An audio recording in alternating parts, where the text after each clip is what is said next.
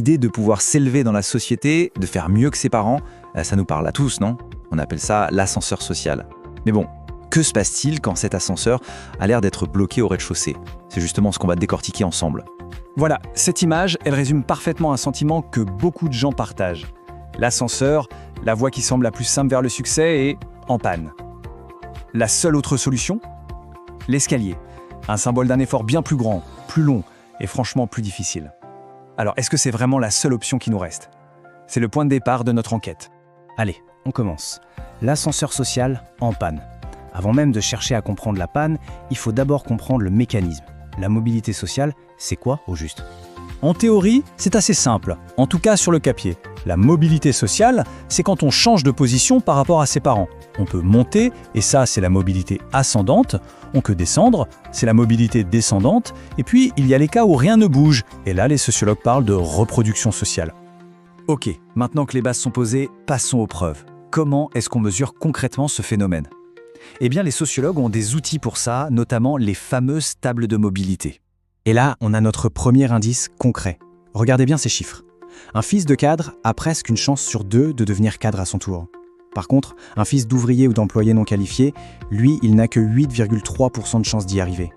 On voit bien que l'origine sociale semble tracer une trajectoire assez nette. C'est énorme comme différence. Sauf que ces chiffres bruts, aussi parlants soient-ils, ne racontent pas toute l'histoire. Il y a une différence énorme entre la mobilité qu'on mesure avec les statistiques et la mobilité que les gens ressentent. Et c'est là que ça devient vraiment intéressant. C'est toute la tension du problème. D'un côté, on a la mobilité objective, les chiffres, qui nous montrent qu'il y a globalement une amélioration, et de l'autre, la mobilité subjective, le ressenti. Et ce qui est fou, c'est que 25%, donc un quart des gens qui, sur le papier, sont immobiles, se sentent quand même déclassés. Ça veut peut-être dire qu'un même métier n'a plus la même valeur ou les mêmes conditions qu'avant. C'est un signal très fort. Allez, troisième partie. Pourquoi ça bloque? Si l'ascenseur est en panne, il faut bien trouver d'où vient le problème. Quels sont les facteurs qui freinent la machine? Alors, le premier grand facteur, c'est ce qu'on appelle la mobilité structurelle. Là, on ne parle pas vraiment de mérite ou d'égalité des chances, mais d'une transformation profonde de l'économie. La structure des emplois change, et ça force les gens à bouger de catégorie sociale, presque mécaniquement. L'image ici illustre ça parfaitement. Quand une économie passe de l'industrie au service, forcément, le nombre de postes d'ouvriers diminue pendant que celui des cadres augmente. C'est un mouvement de fond. Et les chiffres le confirment. En 40 ans, la part des ouvriers a chuté d'un tiers. Et dans le même temps, la part des cadres a plus que doublé. C'est donc mathématiquement impossible que tous les enfants d'ouvriers deviennent eux-mêmes ouvriers. Ce grand changement a donc poussé beaucoup de gens vers le haut. Mais cette mobilité structurelle, ce n'est qu'une partie de l'explication. Il y a aussi la mobilité nette. Et là, on mesure autre chose, la circulation des gens entre les différentes catégories sociales. Comme si la structure des emplois ne changeait pas. C'est là qu'on touche au cœur de la question de l'égalité des chances.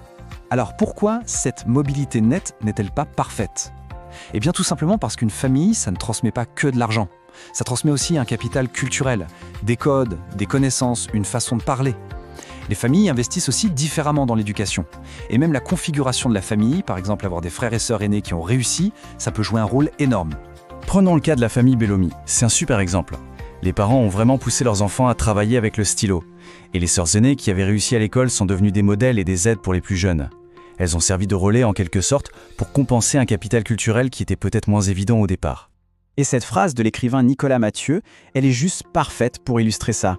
Manquer de capital culturel, c'est exactement ça. C'est avoir l'impression de jouer à l'aveugle, de ne pas connaître les règles cachées, les codes qu'il faut maîtriser pour s'en sortir dans le système, que ce soit à l'école ou dans le monde du travail. Allez, quatrième partie, on va encore plus loin, une question de fluidité. Parce qu'au-delà de savoir si on monte ou si on descend, la vraie question la plus profonde, c'est est-ce que notre point de départ détermine toujours notre point d'arrivée? C'est ce que les sociologues appellent la fluidité sociale. La fluidité sociale, c'est en quelque sorte la mesure la plus pure de l'égalité des chances.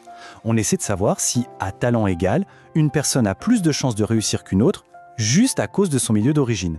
Plus une société est fluide, moins l'origine sociale a d'impact. Logique. Et là, les données nous montrent une évolution assez intéressante. Entre 1977 et 2015, la mobilité ascendante a progressé pour tout le monde, mais de manière beaucoup plus spectaculaire pour les femmes.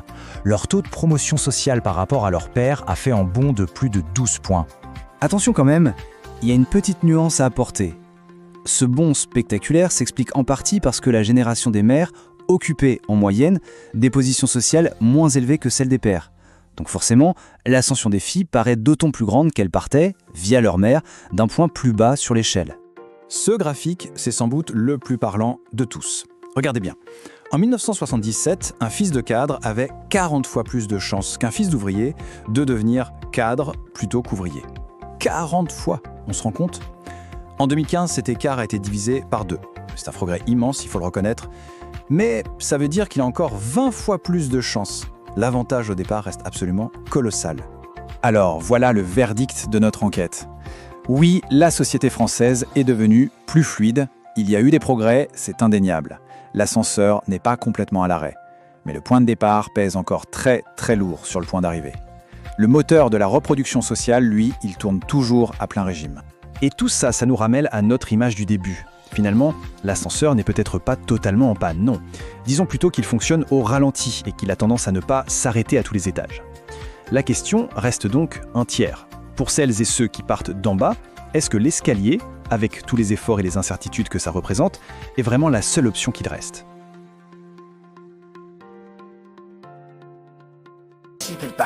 Vous avez aimé le contenu de cette vidéo? Vous êtes nouveau sur cette page? Ici, on apprend en kiffant, pas vrai? N'hésitez pas à liker, vous abonner à Mon Campus Online, activer la cloche de notification pour ne rien manquer et surtout à partager.